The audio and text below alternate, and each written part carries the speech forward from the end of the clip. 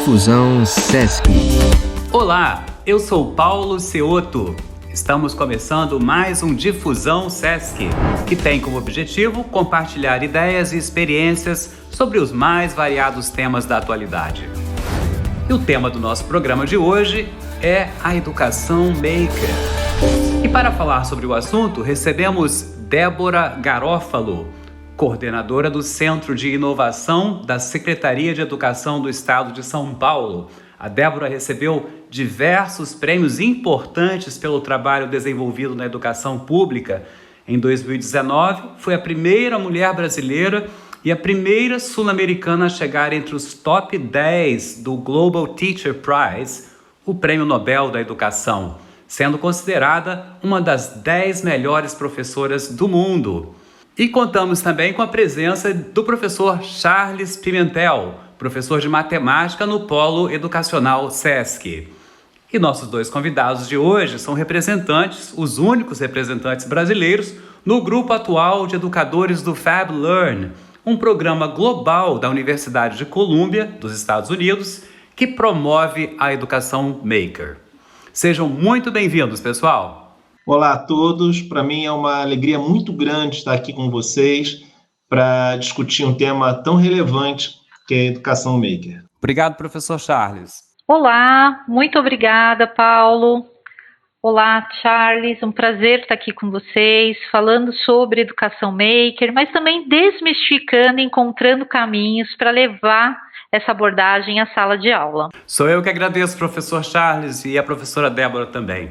Bem, para começar nosso programa de hoje, eu vou começar perguntando, talvez a Débora pudesse comentar para a gente, o que é a educação maker exatamente e por que ela é tão importante? Obrigada, Paulo. Primeiramente, a educação maker, a abordagem maker, ela é algo bem antiga, Se a gente olhar para a história do movimento maker, ela se iniciou, na verdade, em grandes garagens pelo nosso mundo aí afora, onde se criou essa cultura do fazer, de trabalhar com as mãos, ou aquela velha expressão do faça você mesmo. E mais recentemente, pelo menos assim, desde os anos 2010, ali por volta desse período, ganhou grande força, não que não existisse, mas ganhou uma grande força na nossa educação, justamente por estar resgatando essa questão do lúdico para os nossos estudantes, ter a oportunidade de transformar o aprendizado, trazendo essa questão do lúdico em todas as etapas e séries da nossa educação. Principalmente porque o estudante ele tem a oportunidade, através das metodologias ativas, que visa tirar esses meninos e meninas da passividade, trazê-los ao centro do processo de aprendizagem, essa cultura do fazer, de explorar as diferentes áreas do conhecimento em projetos que são reais, podendo ou não trazer o território educativo, podendo ou não resolver um problema do cotidiano, mas principalmente dando a oportunidade deles vivenciarem, deles criarem os seus próprios objetos. E a cultura maker, ele era um grande guarda-chuva da nossa educação, advinda principalmente nesses momentos da educação 4.0, ou seja, dessa revolução industrial que estamos vivenciando, onde cada vez mais estamos falando de colaboração, de empatia, mas também de um mundo que as tecnologias digitais estão muito presentes. Sim. Sejam desde a informação da inteligência artificial, do IoT, a robótica, e a cultura maker, ela é um grande guarda-chuva para a gente começar esse trabalho na educação, porque ele visa o trabalho com as mãos, mas visa também que, de forma gradual, esses estudantes vão podendo ali lidar com diversas situações, trazendo aprendizados que são realmente importantíssimos, desenvolvendo habilidades socioemocionais com essa cultura do fazer. Sim, são muitos amplos os aspectos, realmente, E em termos, assim, da sua aplicação, professor Charles, como é que a educação maker pode contribuir para o processo de aprendizagem? A professora Débora traz um ponto que eu acho assim, fantástico sobre a educação maker, que é o estudante no centro do seu aprendizado. Entendo que quando o estudante ele se percebe como coautor do seu processo educativo, quando ele tem esse protagonismo no momento que ele está aprendendo, isso faz toda a diferença, porque ele desenvolve autonomia, e quando a gente desenvolve autonomia é maravilhoso. Eu creio que todos nós somos um pouco makers, né? Temos os makers culinários, né? Temos os makers botânicos, né? Todos nós gostamos muito de botar a mão na massa e fazer alguma coisa, criar alguma coisa. Isso é muito mesmo do ser humano. E o estudante não é diferente. Então, quando ele tem essa oportunidade de desenvolver ações que ele protagoniza, que ele realiza em parceria com o professor sai daquele papel de centro da sala de aula e ele está ali junto do estudante, trabalhando em parceria no processo educativo, isso faz toda a diferença. E, a partir daí, o estudante tem um interesse diferenciado por aprender, porque ele quer resolver um problema, né? Muitas das vezes a educação maker ela vai perpassar pela solução de problemas, pelo desenvolvimento de projetos, então o aprendizado se torna significativo, né? É um aprendizado ativo, o estudante ali não só recebendo, mas o estudante sendo colaborador em sala de aula. Nós vivemos hoje, Paulo, numa sociedade onde, nas mídias sociais, por exemplo, nós somos produtores, não somos mais apenas consumidores, né? Muitos dos nossos estudantes gostam de interagir, gostam de produzir, gostam de dar sua opinião. E a gente tem em sala de aula hoje estudantes que têm, né, na palma da sua mão ali acesso ao conhecimento. O estudante tem a informação, né, imediata. Então, muitas das vezes já cheguei em sala de aula achando que eu tinha uma informação nova e meu estudante já chegava com essa informação, porque o mundo hoje é conectado. E a educação maker, ele tem esse viés de explorar, de investigar, de produzir, né? E às vezes o teu estudante pode te surpreender com uma informação que ele colheu que você ainda não tinha. Não é Paulo, isso? é fenomenal. Sabe por quê, Paulo? Eu sou de uma geração de professores do final do século passado que ainda tinha aquele compromisso de ser o detetor do conhecimento. Sim. O professor tinha que saber tudo. Tinha que saber tudo. Você chegava numa sala de aula, se você não tivesse uma resposta para alguma pergunta, era uma situação complicada. Quando o professor vira, a gente tem a virada do século, o avanço das tecnologias, e hoje a informação ela transita, né, por vários meios, o professor deixa de ser esse detentor absoluto do conhecimento, mas ele faz um papel de gestor ali em sala de aula. Sim. E o que é maravilhoso nisso é entender ali que você está caminhando junto com o teu estudante. Eu já tive situações, por exemplo, em desenvolvimento de projetos com estudantes. No começo eu me surpreendia, tá, Paulo? Hoje já não me surpreendo mais. Sim, sim. Muitas das vezes o estudante vinha com uma solução tão diferenciada que aquilo me impactava. E o estudante é muito importante, né? Voltando a falar do protagonismo, porque ele se sente ali como participante, não está só recebendo informação do professor, mas também para os demais estudantes, porque contagia. O que é maravilhoso na educação maker é que ela é contagiante, porque você consegue ali em sala de aula, como a professora Débora também falou, desenvolver habilidades tais como negociação, aprender a trabalhar também com a frustração, porque você vai desenvolver um projeto, às vezes o projeto não sai exatamente como ele esperava, e ele às vezes fica frustrado com aquilo. Como se resolve essas frustrações? O professor, naquele momento, tem justamente esse papel de conversar com o estudante para que ele possa entender que até mais importante do que o produto final é o processo no desenvolvimento daquele produto.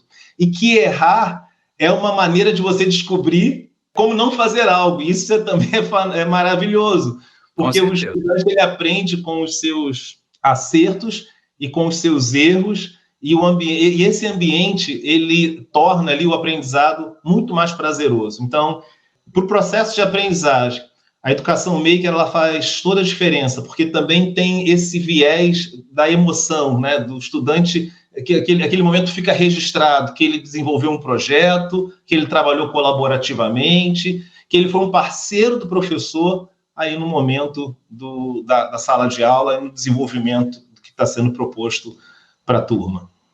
É um reposicionamento do professor, do seu papel e também do estudante. E certamente isso é o famoso momento ahá, né? Quando você descobre alguma coisa, né? No caso, o estudante, e ele se vê produtor do conhecimento, certamente isso dá um prazer muito grande, né? Eu me lembrei agora, você falou do momento ahá, eu me lembrei de um texto que eu li de Rubem Alves, num artigo na Folha, um texto não muito novo, um texto há bastante tempo já, né? Mas ele falava que curiosidade é uma coceirinha nas ideias. E que quando você consegue proporcionar isso ali para uma criança, né, para um estudante, isso é maravilhoso, porque quando você coloca ali um desafio para o estudante, ele bota assim a mãozinha na cabeça, daquela coçadinha, né? Tipo assim, poxa, eu quero resolver isso aqui, né? E ele fica curioso, né? Ele é estimulado ali a buscar uma solução. Então, eu acho que a educação maker tem essa qualidade de provocar algumas coceirinhas nas ideias, né? De instigar. Acontece muitas das vezes, Paulo, de você estar numa aula mão na massa, e o tempo da aula terminar, o estudante não querer sair do espaço, né? Ele quer terminar, ele está ali, o grupo está ali focado. Então, ele não está fazendo por obrigação, mas sim pelo prazer de aprender, de descobrir, né? Pelo prazer do conhecimento, Paulo. Exatamente. Agora, deixa eu me perguntar uma coisa a vocês. Essa abordagem, né, se aplica a todos os segmentos da educação, a todas as disciplinas, ou será que tem algumas idades específicas ou algumas disciplinas que se adaptam melhor a essa proposta? Bom, Paulo, acho que você tocou num ponto que é essencial, né, para a educação maker de uma maneira geral.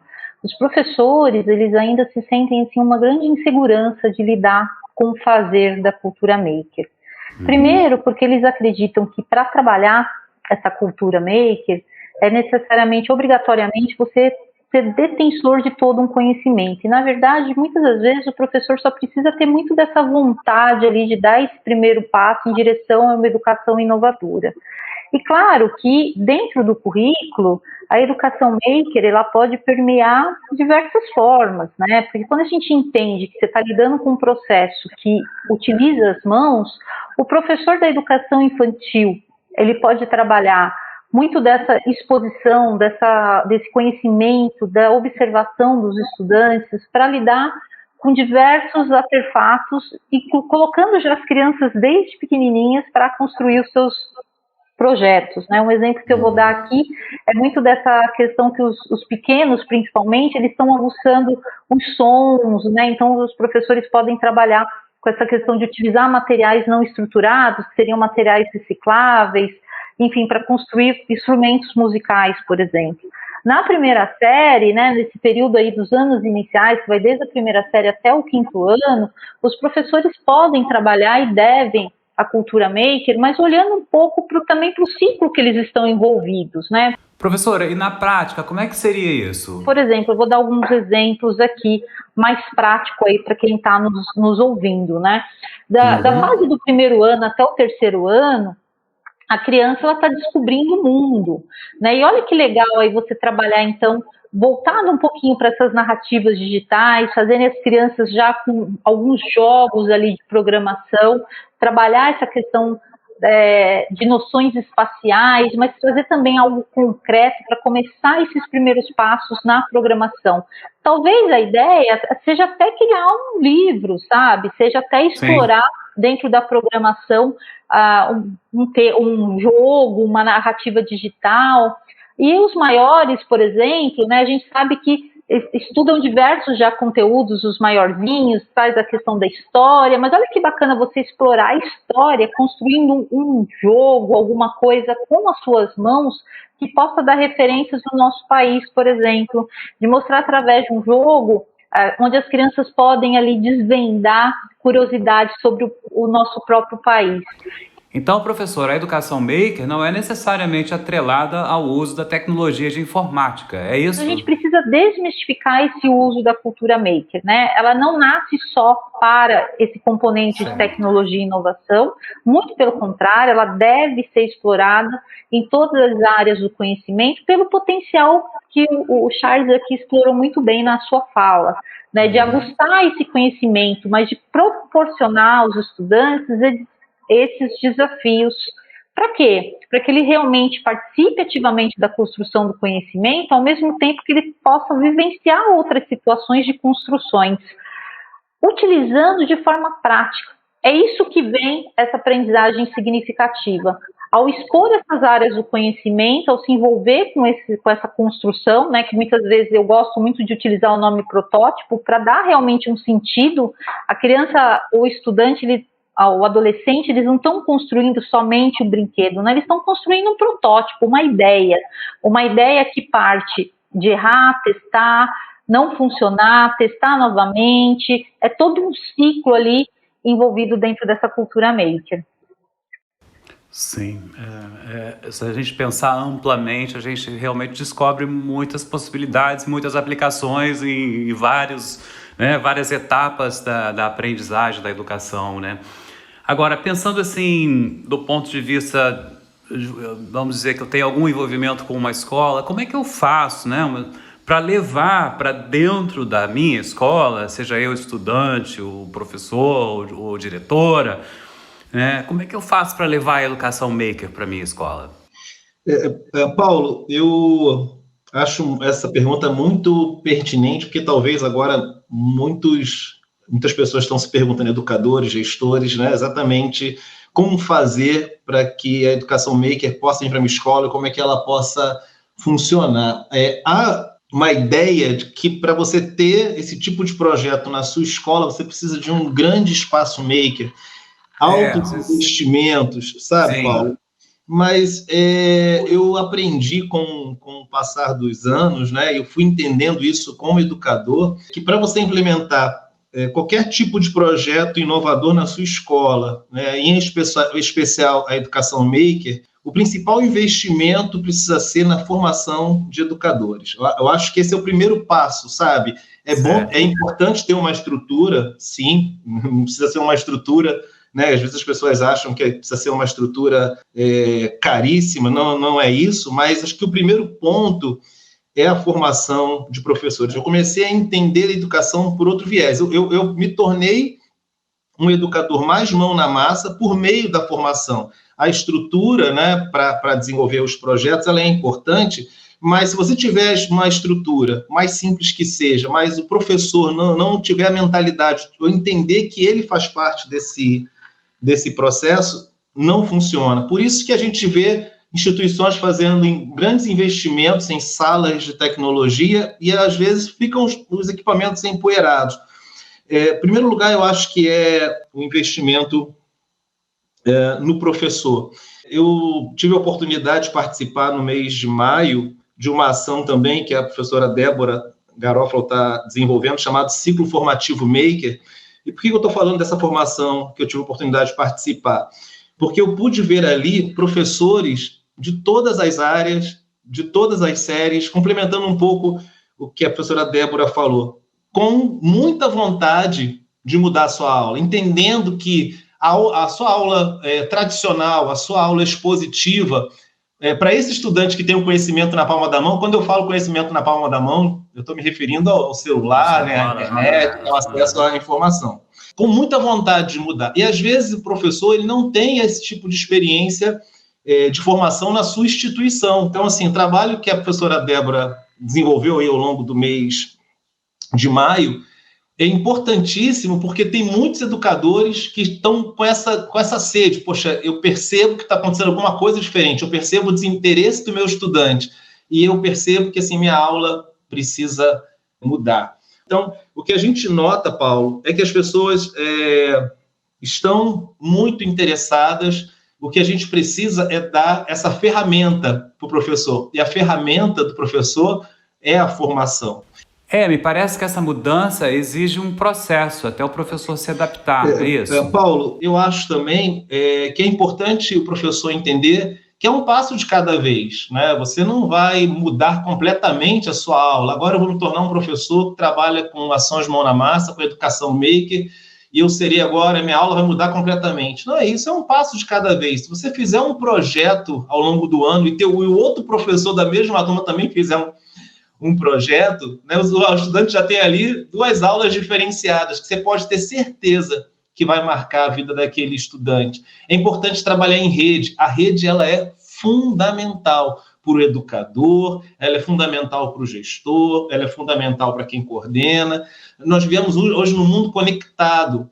E falando até um pouco mais sobre rede, atualmente, como você falou na apresentação, eu e a professora Débora fazemos parte do grupo de educadores Fab Learn Fellows, né, que são 24 educadores de 14 países, se eu não me engano, em rede, trocando ideias, falando sobre os desafios, em formação também, né, porque a gente também passa por esse processo, né, de formação continuada. A formação não foi, eu fiz um curso, uma formação, não sei, agora eu estou sabendo de tudo. Não é assim. Nunca tá pronto.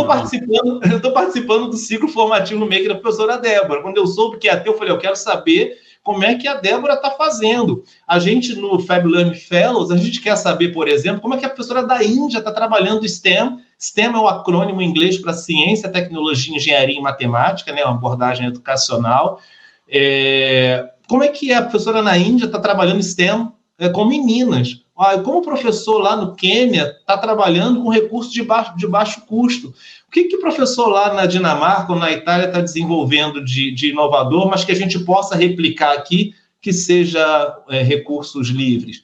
Então, tem todo esse viés, Paulo, da rede, do investimento em formação do educador, e também entender que é um passo de cada vez, porque quando a gente conversa aqui, a gente fica muito entusiasmado com o tempo, porque a gente tem sentido, né, nas nossas salas de aula, como a educação maker faz diferença na vida do estudante, não é? Mas é importante também que o educador que está começando agora não fique preocupado que ele tem que mudar completamente a sua aula, mas que ele possa dar um passo de cada vez.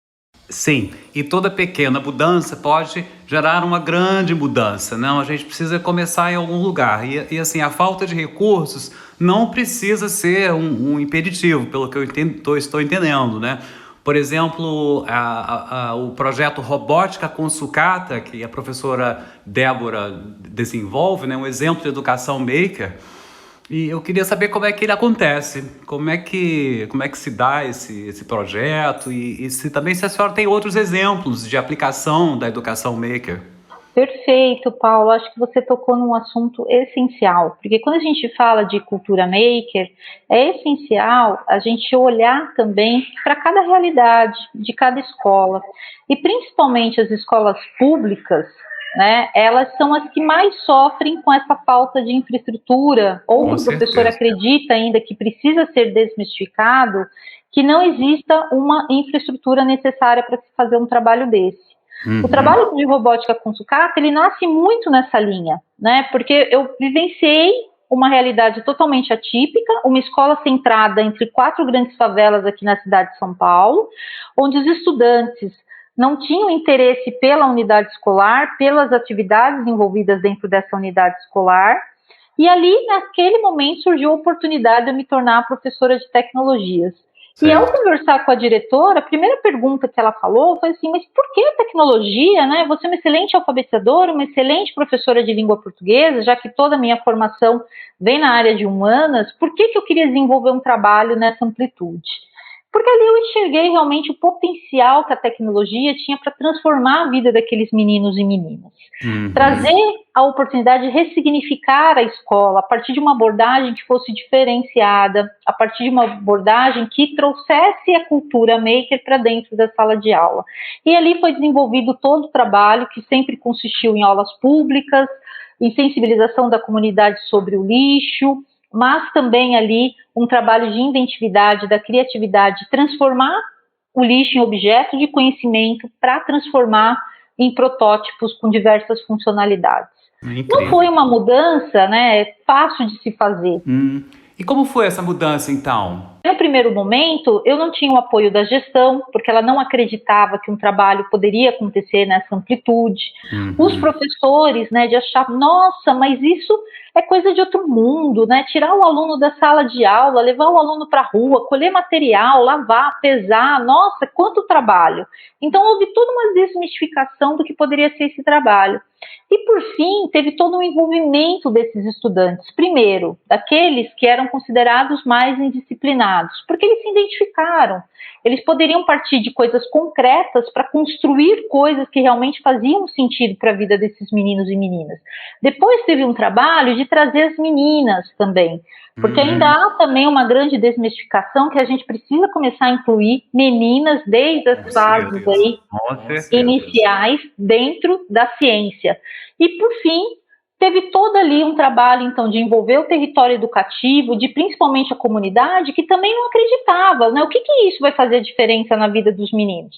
E eles comprovaram, né? Eles retiraram mais de 1 tonelada de lixo das ruas, contribuiu para a melhora da evasão escolar, contribuiu para o combate ao trabalho infantil, que era um tema essencial, e principalmente para a mudança de concepção desses estudantes. Eles olharam e falaram, não, mas eu posso. O que eles acreditavam que robótica não era coisa para estudante de escola pública, eles terminaram falando, não, eu acredito, o trabalho trouxe que eu posso, não é esse local de extrema pobreza que vai determinar na vida o que eu vou ser, é a minha educação. Então, ou seja, existe essa tentativa. E eu comecei também sem ter nada, né? Sem ter um mínimo de infraestrutura para fazer um trabalho, sem ter uma cortadora laser, sem ter uma impressora 3D, sem ter um kit específico de robótica para começar esse trabalho. Mas ele só se tornou o que ele se tornou porque houve um grande envolvimento, houve um grande pertencimento desses meninos e meninas.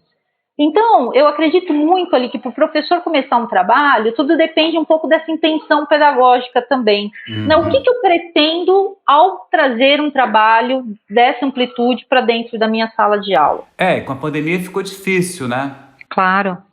Como bem disse o Charles, né, nós estamos no momento que a pandemia, ela nos desafia constantemente. De que forma eu posso trazer, nem no formato híbrido, né, no formato ainda com aulas mediadas, maior parte do nosso país, por tecnologia, o envolvimento de uma cultura maker. E aí, sem dúvida nenhuma, é olhar para aquilo que nós temos nas nossas mãos, que esses meninos possuem dentro de casa, e deixar que eles possam explorar a criatividade e o pensamento crítico. Isso não é fácil, mas é uma mudança cultural que é necessária, por todos os benefícios que um aprendizado maker oferece, desde o raciocínio lógico, ao desenvolvimento de habilidades socioemocionais e muitas vezes híbridas, né, como a criatividade e o pensamento crítico, mas também de ofertar novos caminhos aí para que esses meninos possam ser protagonistas da sua própria história. A pandemia trouxe um novo cenário e a gente precisa descobrir maneiras também de levar a essa abordagem até para dentro de casa, né, que também creio que seja bem possível, né? Mas, pessoal, a nossa conversa está excelente, mas estamos, infelizmente, chegando ao fim do nosso programa de hoje. Então, eu vou pedir a vocês que façam algum comentário para a gente finalizar. Oi, Paulo. Eu gostei demais dessa conversa. Foi uma oportunidade, assim, de ouvir a professora Débora com uma experiência fantástica na área de educação maker. E o que eu acho muito bacana também do trabalho da professora Débora é como ela inspira outros educadores. Então, se esse nosso bate-papo hoje inspirou alguém, eu já fiquei muito feliz com essa oportunidade. E o que é maravilhoso na educação maker é que ela alinha, inclusive, com a nossa missão, né, do nosso polo, que é educar jovens brasileiros para autonomia intelectual, criatividade e compromisso social. Eu, ouvindo agora a professora Débora falando, veio logo na minha mente a nossa missão, que eu entendo que é a missão da educação, né? Que o jovem ele possa ter autonomia, ele possa ser um pesquisador, que ele possa ser alguém que busca o conhecimento, o professor possa ser ali um orientador, trabalhando lado a lado com o seu estudante, que ele possa colocar, aflorar a sua criatividade, né? A educação, às vezes, muito rígida, muito engessada, né? sem espaço para criatividade, é um problema, porque o estudante não consegue desenvolver ali toda a sua capacidade.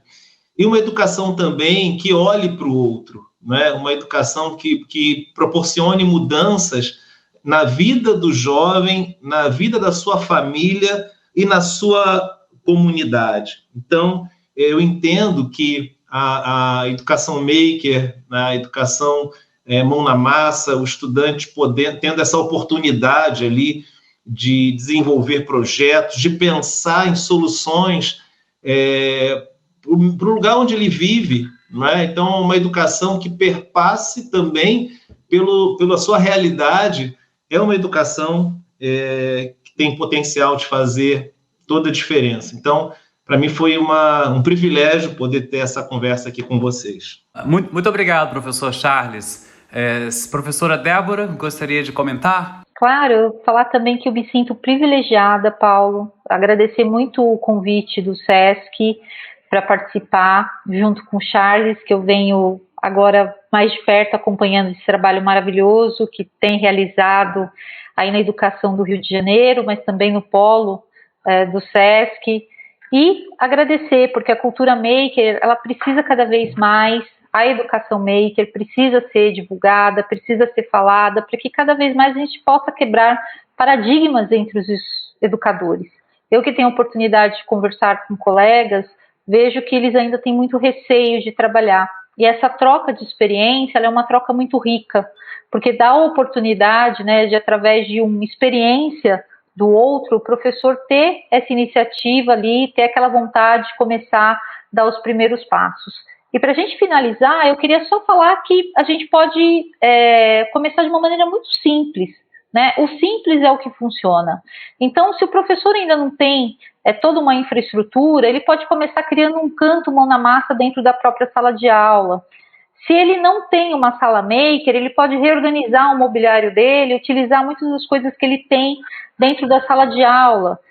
E pode criar uma organização que sirva para os estudantes através de cores, né? Por exemplo, o verde é o que o estudante pode ter acesso sem a supervisão desse professor. O laranja, né, ou o amarelo já é aquilo que ele pode pegar com uma supervisão, e o vermelho é aquilo que ele depende do professor. São regrinhas simples, mas que a gente vai trabalhando além de um espaço que trabalha segurança e valores. E o que fica na educação maker é que podemos aprender sempre uns com os outros, professores, estudantes e gestores. Muito obrigada. Olha, sou eu que agradeço. Eu agradeço muitíssimo pelas ótimas ideias de vocês, pela presença também. Agradeço a todos aí que nos acompanham e até o nosso próximo podcast Difusão SESC. Difusão SESC.